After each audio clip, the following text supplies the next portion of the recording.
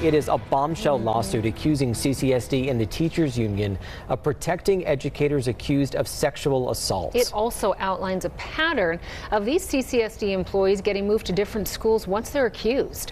8 News Now education reporter Joshua Peguero has the details.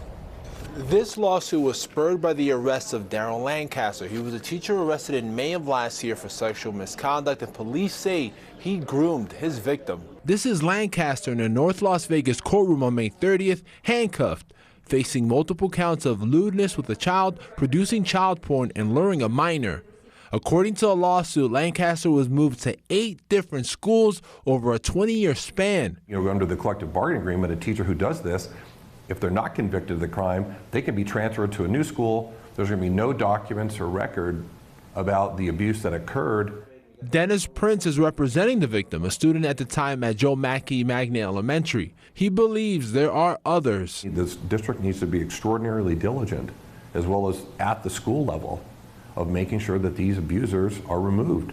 But under the collective bargaining agreement with the union, it's almost impossible to remove them. In court filings, Prince cites portions of the 2022-2023 teacher contract. It states allegations of misconduct don't have to be in a teacher's record. And if they are convicted of a crime, they can have it removed from their personnel file after 3 years. And the new school administration, including the principal at the new school, would have no knowledge of what happened.